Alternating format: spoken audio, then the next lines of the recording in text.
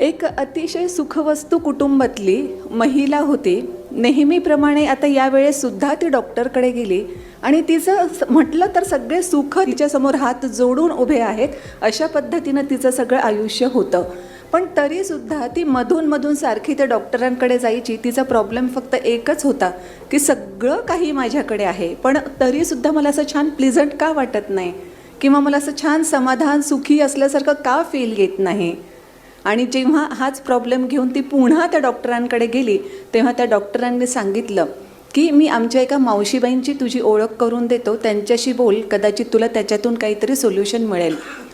आणि जेव्हा ह्या मावशीबाई आल्या, त्यांच्याकडे पाहिलं तर लक्षात आलं की ओके, त्या पूर्ण ह्या दवाखान्याचं, हॉस्पिटलचं झाडझूड किंवा फरशी पुसणं वगैरे हे सगळं काम करतात.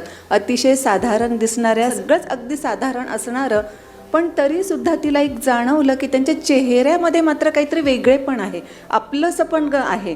आणि त्यांचा चेहरा पाहिला की इमिजिएटली आपल्याला त्यांच्याशी बोलावं वाटावं असं काहीतरी त्या चेहऱ्यात आहे.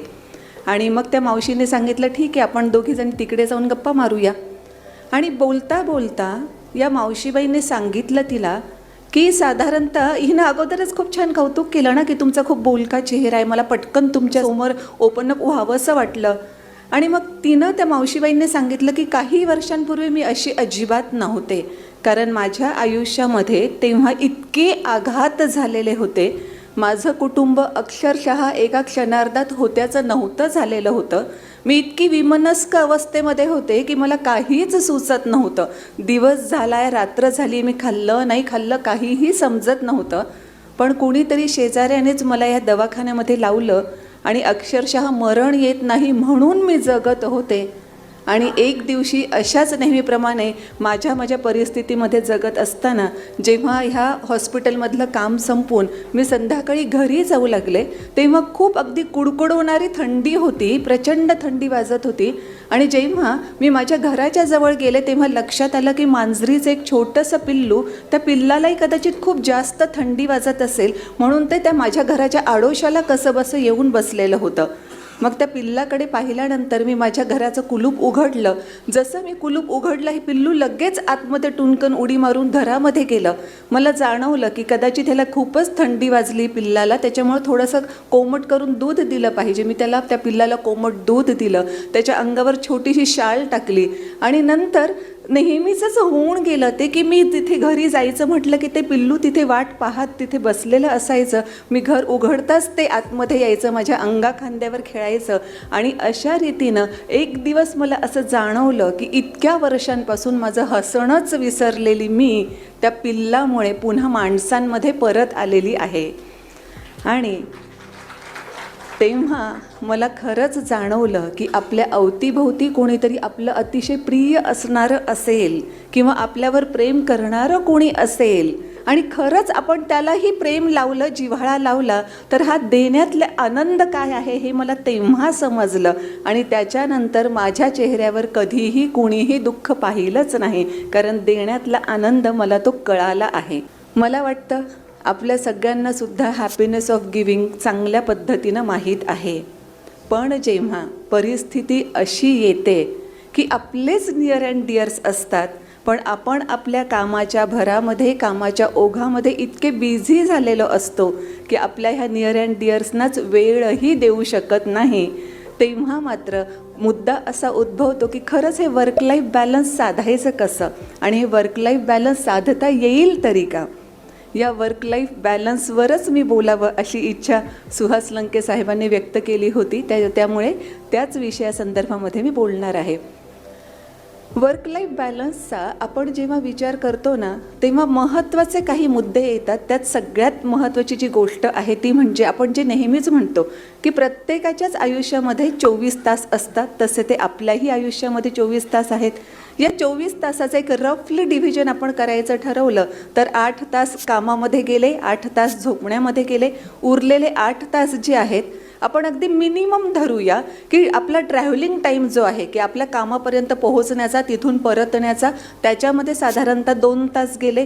पुण्याचं आणि मुंबईचं इथे उदाहरण आपण घेत नाही, त्याच्यामध्ये भरपूर तास जातात. पण आपण रफली जर पकडलं तर उरलेल्या 8 तासांपैकी 2 तास आपलं ट्रॅव्हलिंगमध्ये जातात, 2 तास खूप कमी आपण ड्युरेशन पकडतो आहोत स्वतःचं आवरणं, म्हणजे जेवण, नाश्ता, स्नान वगैरे वगैरे जे काही आहे सगळं.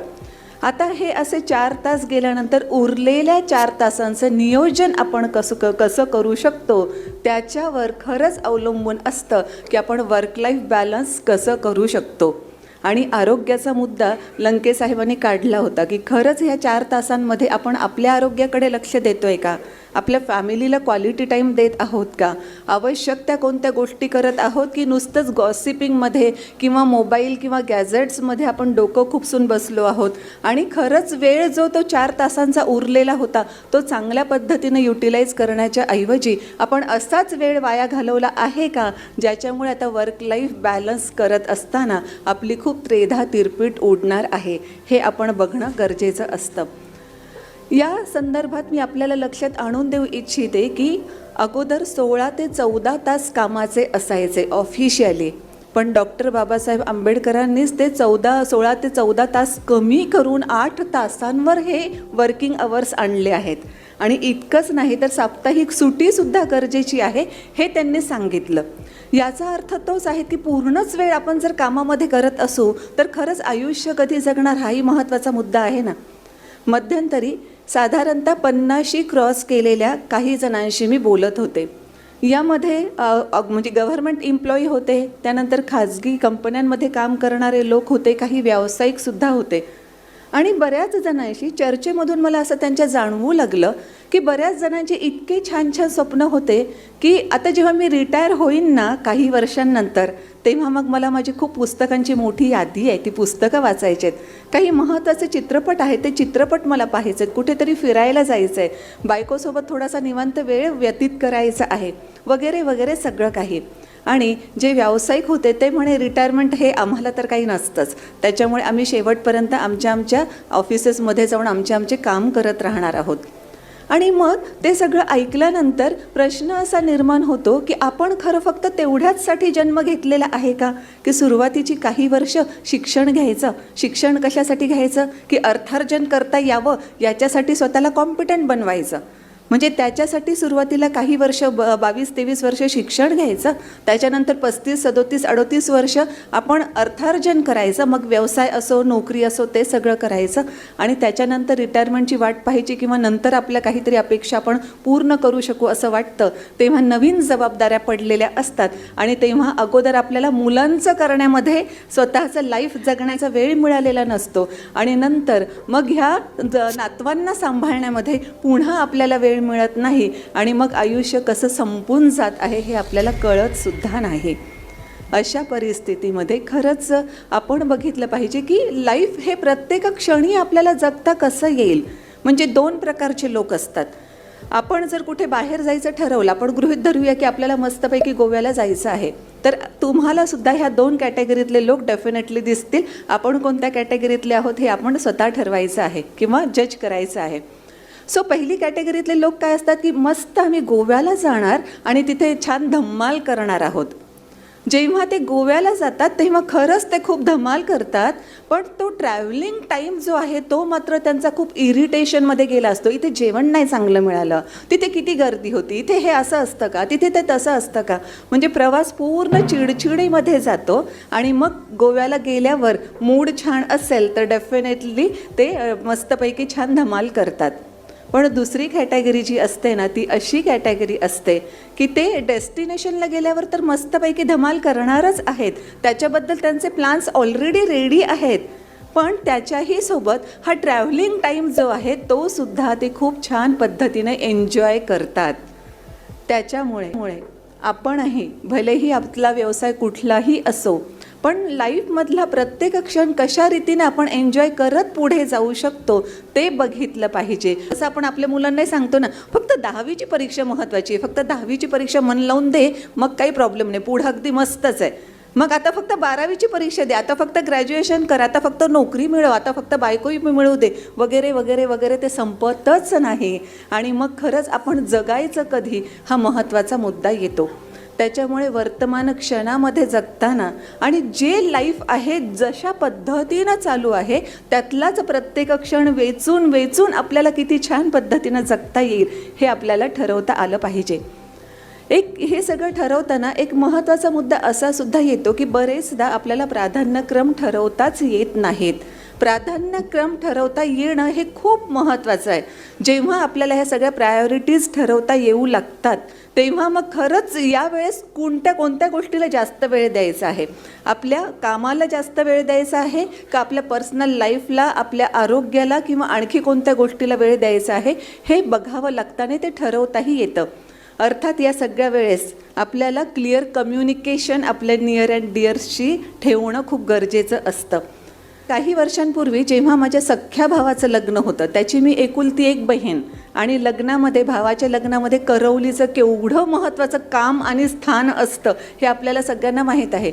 पण तेव्हा अशाच इलेक्शन्स चालू होत्या आणि रजा अजिबात मिळाली नाही.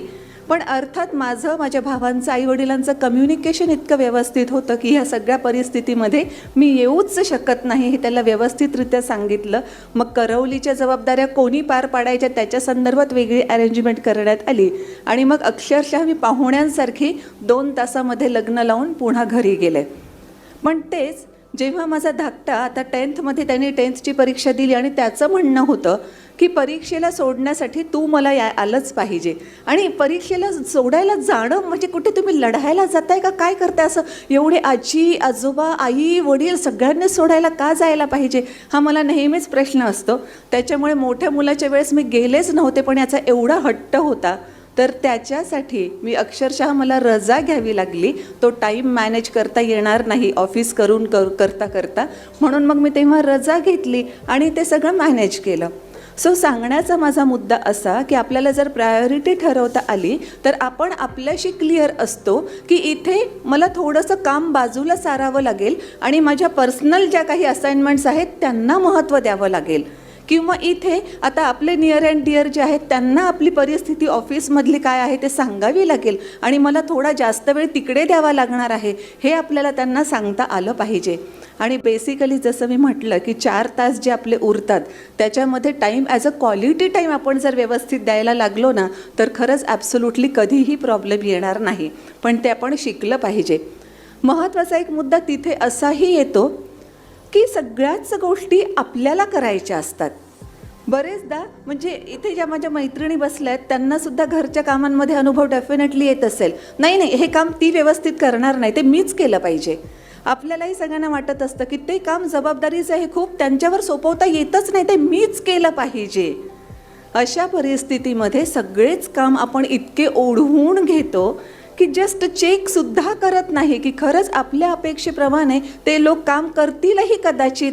एकदा टेस्ट करून बघायला काय हरकत आहे, पण ते आपण करतही नाही आणि असे सगळे काम ओढवून घेतलेले असतात. डेफिनेटली त्यामुळे होतं असं की आपला वेळही त्या कामांमध्ये जातो, आपली एनर्जीही त्या कामामध्ये जाते आणि मग कदाचित असं सगळं करून आपण जेव्हा घरी गेलेलो असतो तेव्हा आपला चेहरा बघून कदाचित इतरांच्या मनामध्ये ती जुनी जाहिरात येते, काम के बोझ का मारा इन्हें चाहिए सिंकारा. अशा रीतीनं आपला चेहरा सगळा काही तो झालेला असतो. म्हणून डेलिगेटसुद्धा करणं फार महत्त्वाचं स्किल आहे आणि ते आपण व्यवस्थितरित्या कामं डेलिगेट केले ते वेळ एनर्जी वाचवून आपण ती दुसऱ्या चांगल्या ठिकाणी युटिलाइज करू शकतो.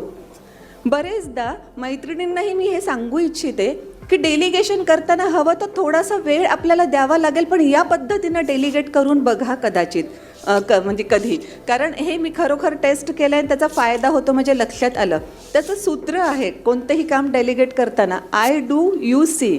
आपण एखाद्याला नवीन काम डेलिगेट करतोय सो ते काम आपण अगोदर करतो, जे काही असेल ते मी काम करत आहे आणि तू ऑब्झर्व कर. त्याच्यानंतरची स्टेप येते we both will do together. आपण दोघंही आता सोबत करूया. म्हणजे प्रॅक्टिकल प्रॉब्लेम्स काय येतात हे तुझ्या लक्षात आलं की पटकन तू मला विचारशील आणि मी कसं सॉल्व करत आहे हे तुझ्याही लक्षात ऑब्झर्वेशननुसार येईल. मग त्यामध्ये तिसरी स्टेज येते की यू डू आय सी, म्हणजे तू काम करायला सुरुवात कर आणि मी आता ऑब्झर्व करेन की व्यवस्थित सगळं काम चालू आहे का किंवा कुठे नेमका कशा रीतीनं प्रॉब्लेम येत आहे. आणि फोर्थ स्टेज अतिशय महत्त्वाची असते, जी आपल्याला आपली एनर्जी आणि वेळ वाचवणारी ठरते, ती म्हणजे यू कीप डुईंग. आता तुम्ही व्यवस्थित शिकलेले आहात, सो आता तुम्ही तुमचं काम सुरू ठेवा. या पद्धतीनं सुरुवातीला थोडासा वेळ द्यावा लागतो. ह्या 4ही स्टेज म्हणजे 3 स्टेजेसमधून जाऊन 4थ्या स्टेजवर येईपर्यंत आपल्याला थोडासा वेळ द्यावा लागतो. पण तो थोडासा वेळ देणं खरंच योग्य आहे, कारण त्याचमुळे आपला पुढचा सगळा काही वेळ वाचत असतो. म्हणून डेलिगेट करणं काम हे एक फार महत्त्वाचं असतं. त्याच्यासोबत आणखी एक महत्त्वाची बाब मला अशी वाटते की आपण खरंच ठरवलं पाहिजे की नेमकं आपण काय मिळवत आहोत आणि at the cost of what. जे म्हणतात ना की फ्री मिल कधीच नसतं, तसं कोणतीच गोष्ट इझिली किंवा अशी झाली म्हणून असं कधीच नाही. आपल्याला एक कोणती तरी गोष्ट घेताना कदाचित काहीतरी त्याची कॉस्ट पे करावी लागते.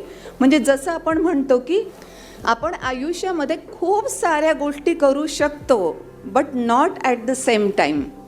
आणि ॲट द सेम टाईम आपण ते करू शकत नाही, म्हणूनच तर प्रायोरिटी ठरवणं गरजेचं असतं. मग अशा वेळेस आपल्याला at the cost of what आपण काय गेन करणार आहोत ते बघणं गरजेचं आहे. आता कॉलेजेसमध्ये बरेचदा ती टर्म आपण ऐकतो की यांनी गॅप घेतला, त्यांनी गॅप घेतला वगैरे. पण बघा, एकदम जुन्या काळामध्ये लोकमान्य टिळकांना तेव्हा लोकमान्य म्हणून म्हणजे उपाधी मिळालेलीही नव्हती. जेव्हा ते बाळ गंगाधर टिळक होते तेव्हा त्यांनी शाळेमधून 1 वर्षाचा गॅप घेतला होता. का? कारण त्यांना शरीर कमवायचं होतं. आरोग्यासाठी शाळेतून 1 वर्षाचा गॅप घेणं, कॉस्ट कशाची पे केली त्यांनी? 1 वर्ष शाळेची. पण त्यांना ते परवडत होतं, कारण त्यांना शरीर त्या काळामध्ये कमवायचं होतं. सो प्रत्येक वेळेस आपल्याला ते चेक करावं लागतं की आपण जर काही मिळवत आहोत तर याच्यासाठी आपण काय देत आहोत, आणि जे काही देत आहोत त्याच्या वर्थ आहे का हे मिळवणं, हे बघणं खूप गरजेचं ठरतं. रिसेंटली आपल्याला ती खूप व्हायरल झालेली क्लिपही माहीत असेल, ज्याच्यामध्ये लता मंगेशकर सांगत आहेत की मला पुन्हा लता म्हणून तर अजिबात जन्म घ्यायचा नाही आहे, कारण आयुष्यामध्ये अपेक्षेपेक्षाही मी खूप जास्त मिळवलेलं आहे, पण तरीही मला मनशांती मिळालेली नाही. सो एवढं सगळं आपण म्हणजे कल्पना तरी करू शकतो का? म्हणजे ती क्लिप पाहीपर्यंत आपल्या डोक्यात तर हेच असेल ना की वाव, एक म्हणजे कोणत्याही व्यक्तीला काय हवं असतं? नेम, फेम, पैसा, सगळं सगळं सगळं रेकग्निशनसुद्धा अगदी जागतिक लेवलवरचं त्यांना मिळालं आहे, आणि त्या दुःखी असतील असं कधीतरी आपल्याला वाटू शकतं का? पण तरीसुद्धा त्या म्हणाल्या की मला मनशांती मिळाली नाही. अँड्र्यू कार्नेगी हे ऑस्ट्रियन अमेरिकन इंडस्ट्रियलिस्ट, 19व्या शतकामध्ये स्टील इंडस्ट्रीमध्ये त्यांचं खूप मोठं नाव होतं. जेव्हा ते म्हणजे मरणासन्न होते तेव्हा त्यांनी त्याच्या सेक्रेटरीला विचारलं की पुढच्या जन्मी जर देवानं तुला चान्स दिला की अँड्र्यू कार्नेगी बनण्याचा किंवा सेक्रेटरीज बनण्याचा, तर तू काय स्वीकारशील? क्षणाचाही विलंब न लावता इमिजिएटली त्या सेक्रेटरीनं उत्तर दिलं, मी सेक्रेटरी बनणंच प्रिफेअर करेन. आणि पुढे त्यांना सांगितलं, कारण मी बघत आहे 40 वर्षांपासून मी तुमच्यासोबत आहे, आणि मी बघतोय की दररोज सकाळी बाकी कोणीही येण्याच्या अगोदर तुम्ही इथे आलेले असता, आणि सगळेजण निघून गेल्यानंतरही बराच वेळ तुम्ही काम करत असता, आणि त्याच्यानंतर तुम्ही जाता. त्याच्यापेक्षा माझं आयुष्य खूप सुखी आहे, चांगलं आहे, कारण भलेही तुमच्या इतका श्रीमंत मी नसेन, पण तरीसुद्धा मी माझं लाईफ छानपैकी एन्जॉय करू शकतो. सो अँड्र्यू कार्नेगींचं उत्तर असं होतं, पुन्हा त्याच्यावर ते म्हणणं त्यांचं असं होतं की हेच तुझं स्टेटमेंट मी मेल्यानंतर मी काय म्हणालो आणि आपल्यात काय बोलणं झालं ते लोकांपर्यंत पोहोचव, जेणेकरून त्यांनाही कळेल की खरंच महत्त्व कशाला द्यायला हवं आहे. दुर्दैवानं होतं काय, प्रत्येक वेळेस आपण आपल्या नियर अँड डिअर्सनाच गृहीत धरतो, आणि आपल्याला असं वाटतं की काय सगळं माहीत असतं ना आपल्याला. पण मी वारंवार म्हणत असते की happiness always look small while you hold it in your hands. जोपर्यंत नियर अँड डिअर सगळे आपल्या जवळ आहेत तोपर्यंत आपल्याला आपण ते गृहीत धरलेलं असतं, त्यांचं फारसं आपल्याला मूल्य वाटत नाही. But let it go and you learn at once how big and precious it was. एकदा आयुष्यातून हे निघून गेल्यानंतर मग मात्र ते आपल्यासाठी किती मौल्यवान होतं हे कळतं, पण तोपर्यंत वेळ निघून गेलेली असते. म्हणून आपण कशाच्या मोबदल्यामध्ये काय मिळवत आहोत याचा जर विचार करायला लागलो तर ती विचारांची क्लॅरिटी असणं आपल्याला महत्त्वाचं आहे.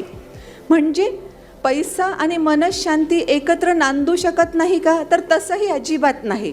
म्हणजे असंही म्हटलं जातं ना, दोन्ही गोष्टी असतात. म्हणूनच तर म्हणतात की there is nothing right or wrong. मूल जर चांगलं निघालं, आपला मुलगा म्हणूया आपण हवं तर, मुलगा जर खूप चांगला निघाला तर आपण त्याच्यासाठी संपत्ती कमवून ठेवण्याची गरज नाही, कारण तो कमवणारच आहे. आणि जर मुलगा खराब निघाला तर संपत्ती कमवूनही उपयोग नाही, कारण आपण एवढ्या मेहनतीनं कमवलेली संपत्ती तो सगळी वाया घालवणार आहे.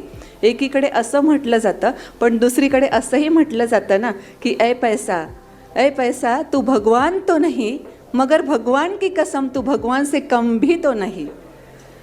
त्याच्यामुळे आपल्याला याच्यातच बॅलन्सिंग करावं लागणार आहे. तसं जर बघायला गेलं तर वर्क लाईफ बॅलन्स आपण जे म्हणतो ना, तर वर्क आणि लाईफ आपण वेगळं करूच शकत नाही. वॉटर टाईट कंपार्टमेंट नाही ते हे अजिबात. कारण जेव्हा आपण कामावर असतो तेव्हाही आपलं लाईफ चालू असतं. जर कामावर काही निगेटिव्ह गोष्टी घडल्या, तिथे जर आपली मनस्थिती बिघडली तर तुम्हा सर्वांना माहीत असेल की ते लगे घरीसुद्धा येतं, त्याचं प्रतिबिंब घरामध्ये उमटतं. आणि घरी जर तसं काहीतरी अशी अपेक्षाभंगाची गोष्ट घडली असेल किंवा खूप वाईट मनस्थिती घरच्या काही कारणांमुळे झाली असेल तर ऑफिसमध्ये सुद्धा किंवा कामाच्या ठिकाणी सुद्धा तशीच मानसिकता घेऊन गेलं जातं. त्याच्यामुळे वर्क लाईफ असं वॉटर टाईट कंपार्टमेंट आपल्याला करता येत नाही. पण आहे त्या परिस्थितीमध्ये डिसिजन्स आपण व्यवस्थित घेतले तर आपण बऱ्या अंशी आपले लॉसेस कमीत कमी होतील आणि आपण प्लस साईडला जास्तीत जास्त असू याच्यासाठी प्रयत्न डेफिनेटली करू शकतो.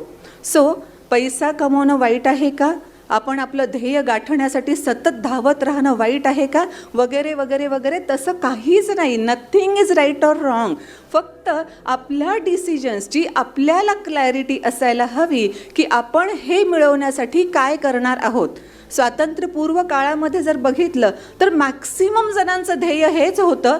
त्यांना आरोग्याची स्वतःची चिंता होती का, अजिबात नाही. त्यांना घराची चिंता होती का, अजिबात नाही. त्यांच्या डोक्यामध्ये फक्त एकच ध्येय होतं, माझ्या देशाला स्वातंत्र्य मिळवून दिलं पाहिजे.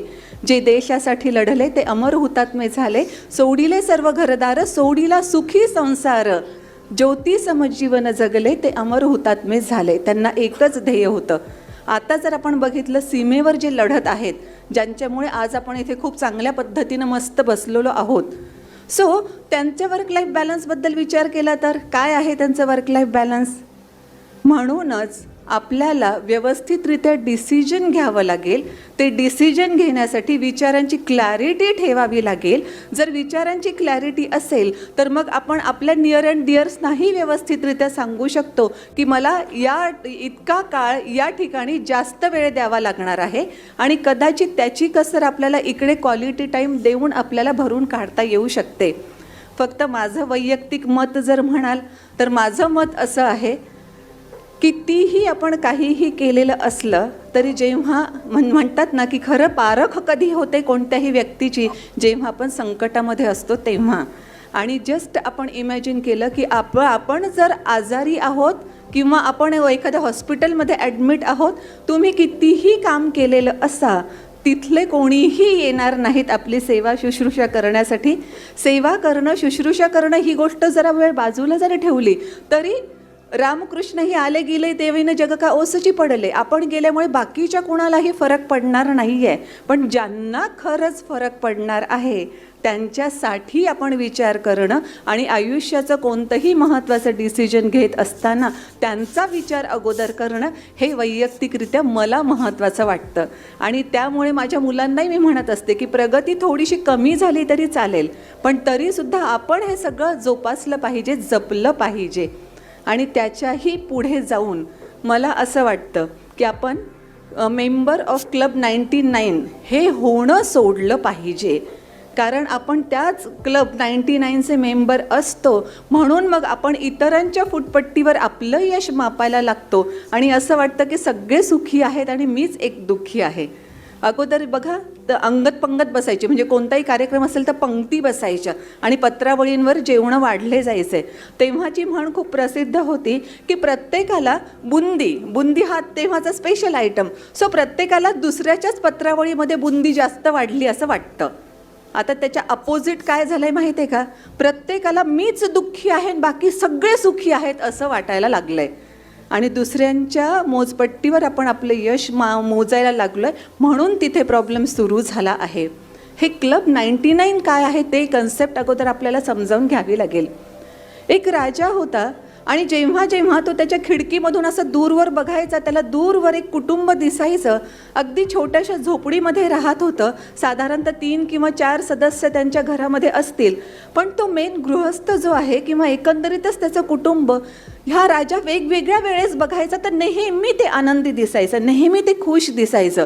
आणि याला प्रश्न पडला, मी एवढा मोठा राजा, एवढं मोठं माझं साम्राज्य, मी म्हणेल ते सगळं माझ्या हाताशी लगेच येतं आणि तरीसुद्धा मी एवढा सुखी नाही आहे जेवढा सुखी तो एक साधा झोपडीत राहणारा मनुष्य. नेमकं काय आहे, त्याच्या सुखाचं रहस्य काय असेल?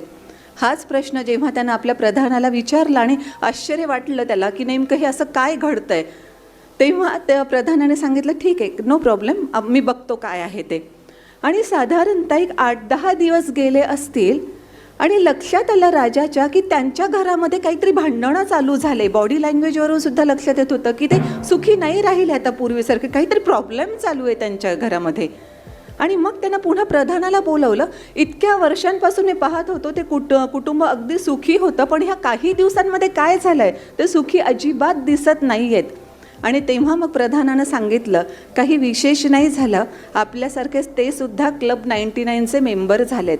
म्हणजे काय झालं, मग प्रधानानं सांगितलं जेव्हा तुम्ही मला हे सगळं विचारलं तेव्हा मग एका 2-3 दिवसानंतर मी असं केलं की एक मस्तपैकी बटवा घेतला, त्याच्यामध्ये कॉईन्स ठेवले, सोन्याचे कॉईन्स सगळे ठेवले आणि त्याच्या रस्त्यात ठेवून दिलं. जेव्हा त्याला ते बटवा मिळाला तेव्हा त्यानं ते अगोदर उघडून बघितल्यानंतर त्यात एवढे सगळे सोन्याचे कॉईन्स आहेत. बघितल्यानंतर तो एकदम हरखून गेला. त्याच्यात चिठ्ठी होती की हे बटवा ज्याला मिळेल त्याचेच हे कॉईन्स आहेत, म्हणून तो घेऊन आनंदानं गेला. त्यानं आपल्या मुलीला बायकोला बोलवलं, आपलेच सगळे आहेत हे सोन्याचे कॉईन्स म्हणून सांगितलं. आणि मग त्याची बायको म्हणाली की मग आपण मोजूया ना किती झालेत ते. आणि त्यांनी मोजायला सुरुवात केली. 1, 2, 3 जसजशी संख्या वाढत होती तसतसे सगळेजण इतके खुश होते की साधं गोल्डचं एक कॉईन कधी बघितलं नाही, आता इतके झाले, 50 झाले, 60 झाले.